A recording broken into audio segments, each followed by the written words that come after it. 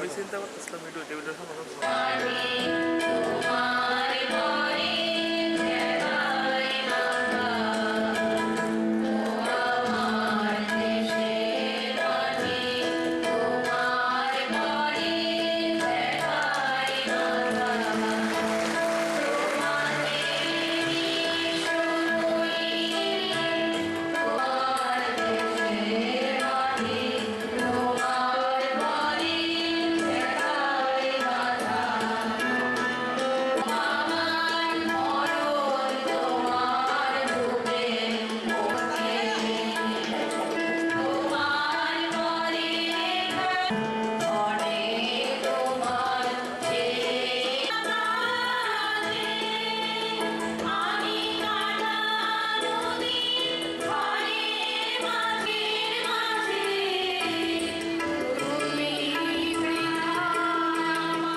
যে পঞ্চম প্রাণ যে নীতিকে গ্রহণ করে দেশকে এগিয়ে নেওয়ার জন্য উনি বলেছেন এবং সেই উপলক্ষে আজকের এই যে যুব উৎসবের আয়োজন সেটাকে আপনাদের মাধ্যমে জানান দেওয়ার জন্য আজকের এই উৎসব।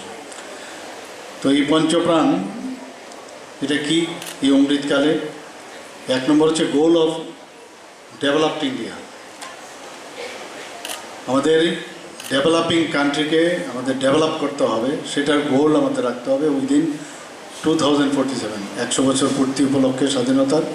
সেই চিন্তা মাথায় রেখে উনি বলেছেন যে পঞ্চপ্রাণের একটা। 2 নম্বর কি? To remove any stress of colonial mindset. সেটা যদি কিছুটা আমাদের মধ্যে থাকে এখনও, আমাদের সেই তার থেকে যেন আমরা মুক্ত থাকতে পারি। আরেকটা কি? Take pride in our roots. আমাদের মূল জড় কোথায়, আমাদের যে সংস্কৃতি পরম্পরা, আমাদের কৃষ্টি, সেই সম্পর্কে আমাদের খুঁজে বের করা এবং তাকে সামনে রেখে আমরা সামনের দিকে এগিয়ে নিয়ে যাওয়া। এবং আরেকটা হচ্ছে ইউনিটি। আমি কালকেও একটা জায়গায় বলেছি যে আমাদের যে দেশাত্মবোধের ভাবনা চিন্তা বা আমরা দেশের জন্য বা ইউনিটির যখন প্রশ্ন ওঠে, যখন when we are attacked then আমরা সবাই ইউনাইটেড হই, কিন্তু when we are in peace we are not united। এটা সমাজের জন্য ভালো লক্ষণ না। তো এর জন্য বলছে সবসময় যে কোনো বিষয়ে যে কোনো কাজের জন্য আমাদের ইউনিটি থাকতে হবে। আর যে কাজটা যখনই সে স্কুল জীবনেই হোক বা কর্মক্ষেত্রেই হোক, যখন যে কাজ দেওয়া হবে সেটা মনোযোগের সাথে করা, অর্থাৎ sense of duty among citizens. এই 5টা যে পঞ্চপ্রাণ নীতি মাননীয় প্রধানমন্ত্রীজি ঘোষণা দিয়েছেন লালকেল্লা থেকে, এবং সেইটাকে সামনে রেখে আজকে যুব সমাজকে উদ্বুদ্ধ করার জন্য আজকের এই যে রাজ্যভিত্তিক যুব উৎসব, সেই তার মূল উদ্দেশ্য। আমরা জানি যে এই বয়স যারা যুবক এবং যুবতী, তাদের এই বয়সে কিন্তু এই দেশটা আগামী দিন তাদের জন্য। আজকে আমরা যারা মঞ্চে বসে আছি, যারা মন্ত্রী আছেন, মুখ্যমন্ত্রী আছেন, যাই থাকুক, ওরা কিন্তু নেক্সট যে ব্যাটন, সেই ব্যাটন কাদের দিয়ে যাবে? যারা আজকে এখানে উপস্থিত আছে তাদের কাছেই এই যে রিলে রেস, এই রিলে রেসের জীবনের যে রিলে রেস, সেই ব্যাটন ওনাদের হাতে দিয়ে যেতে হবে যারা এখানে উপস্থিত আছে। দেখি এই আজকের ভারত, যে ভারতে বন্দে বন্দে ভারত ট্রেন যাত্রা শুরু হয়েছে, প্রত্যেকটা শহরে চালু হয়েছে, সেই ট্রেনগুলো একসময় আমরা বিদেশের মাটিতে দেখতাম, কিন্তু এগুলো আজ ভারতে তৈরি হচ্ছে।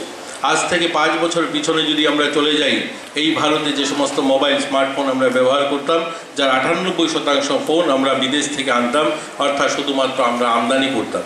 আজকের ভারত যেখানে দাঁড়িয়ে আমরা পৃথিবীর সর্ববৃহৎ রপ্তানিকারক দেশ হয়েছি, যেখানে গত বছর প্রায় 90,000 কোটি টাকার মোবাইল আমরা রপ্তানি করেছি। এটা পরিবর্তিত ভারত, যে ভারতের স্বপ্ন নিয়ে আমরা যুবরা যেখানে উপস্থিত হয়েছি। আমি খুব সংক্ষেপে আমার আলোচনা শেষ করব। মাননীয় মুখ্যমন্ত্রীর আরও অনেকগুলো কার্যক্রম রয়েছে। আজ আমরা যখন বিশ্বগুরুর কথা বলছি, আমরা আমাদের ভারতকে সেই জায়গায় পৌঁছানোর কথা বলছি, সেটা সম্ভব যখনই আমাদের এখানে যারা যুবকরা রয়েছি, আমরা প্রত্যেকটা যুবক যখন কোনো না কোনো কিছু কাজের সঙ্গে যুক্ত হব। আমরা যদি দেখি এই যে পরিবর্তিত ভারত, তার পরিবর্তন কোথায় থেকে শুরু হয়েছে? একটা সময় আমাদের ভারতের বিভিন্ন ইনভেস্টররা বিদেশের মাটিতে গিয়ে তারা উৎপাদন করতো, কারণ আমাদের ভারতের যে শিক্ষা ব্যবস্থা সেখানে স্কিল অর্থাৎ নিজের প্রতিভা বিকাশের কোনো ব্যবস্থা ছিল না। নতুন এডুকেশন পলিসি সেখানে পরিবর্তন হয়েছে। আজ আমাদের ছেলে মেয়েরাও পড়াশোনার সঙ্গে সঙ্গে নিজে কিছু করতে পারে তার জন্য কিন্তু শিক্ষা ব্যবস্থায় নিয়ে আসা হয়েছে। আর স্কিল ইন্ডিয়ার মাধ্যমে প্রত্যেকটা ছেলে মেয়েকে তাদেরকে স্বাবলম্বী করে তোলা, তাদের নিজের পায়ে দাঁড় করানোর পরিকল্পনা গ্রহণ করা হয়েছে। আমরা আমাদের এই ছোট রাজ্যটাকে যদি দেখি, এখানে প্রায় 1 লক্ষ মেট্রিক টন রাবার উৎপন্ন হয়। আমাদের এখানে উত্তর পূর্বাঞ্চলের মধ্যে শুধু 2টা রাজ্যের যেখানে আগর উৎপন্ন হয়। আমরা আমাদের এই সমস্ত যে প্রাকৃতিক সম্পদ রয়েছে সেগুলোকে কাজে লাগিয়ে কী করে আমরা নিজেরা স্বনির্ভর হব বা আমাদের রাজ্যকে আর্থিকভাবে সচ্ছল করব, সেগুলো আমাদের আজ ভাবতে হবে। আর যুব যারা আমরা পড়াশোনার সঙ্গে সঙ্গে আমাদের প্রতিভা বিকাশের জন্য আজ যদি দেখি আমি আমাদের ভারতের ইনভেস্টররা এই যে বোস এই সমস্ত কোম্পানি বিদেশের মাটি থেকে ইনভেস্ট করেছে, কারণ সেখানকার ছেলেমেয়েরা সেখানকার এডুকেশন ব্যবস্থায় অনেক আগেই সেই সমস্ত দেশ স্বাধীনতার সঙ্গে সঙ্গে তাদেরকে স্কিল করা অর্থাৎ সেখানকার মানুষকে নিজেদের প্রতিভা বিকাশের জন্য কিন্তু শিক্ষা ব্যবস্থায় ছিল। আজ আমরা সেই জায়গায় আসছি যে আজ আমাদের প্রধানমন্ত্রী বা আমাদের রাজ্য সরকার সেটাতে জোর দিয়েছে যে আমরা আমাদের ছেলে মেয়েকে যেন তাদের প্রতিভার বিকাশের জন্য বিভিন্ন কার্যক্রম গ্রহণ করতে পারি। এনওয়াইকেও তাতে কাজ করছে। এনওয়াইকেও আমাদের ছেলে মেয়েদেরকে এই ধরনের স্কিল ডেভেলপমেন্টের মাধ্যমে তাদেরকে আত্মনির্ভর করে তোলার জন্য কাজ করছে। মেয়েরা যারা উপস্থিত হয়েছে, মায়েরা যারা, বোনেরা যারা উপস্থিত হয়েছে, আমরা সবাই গর্ববোধ করি যে আমাদের রাজ্যের থেকে যারা প্রতিভাবান খেলোয়াড়রা আমাদের রাজ্যের নাম উজ্জ্বল করেছে। সেখানে দীপা কর্মকার আজ এখানে উপস্থিত হওয়ার কথা ছিল, স্বাগত লক্ষ্মী রিয়ান হোক, আরশিয়া হোক, এই ধরনের এই কিছুদিন আগেই মৌসুমী দে বা মৌসুমী ওরাং যারা আমাদের রাজ্যের নাম গোটা ভারতবর্ষের মানচিত্রে যেমন উজ্জ্বল করেছে, তেমনি আমাদের ত্রিপুরাকে গোটা ভারতবর্ষের মানুষের কাছে পরিচিতি দিয়েছে।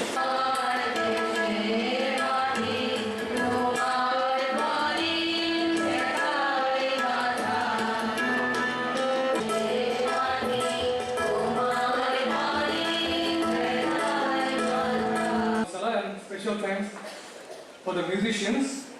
Now it is time for the official welcome all the dignitaries and participants. আমরা সকলে মিলিত হয়েছি স্টেট লেভেল যুবোৎসব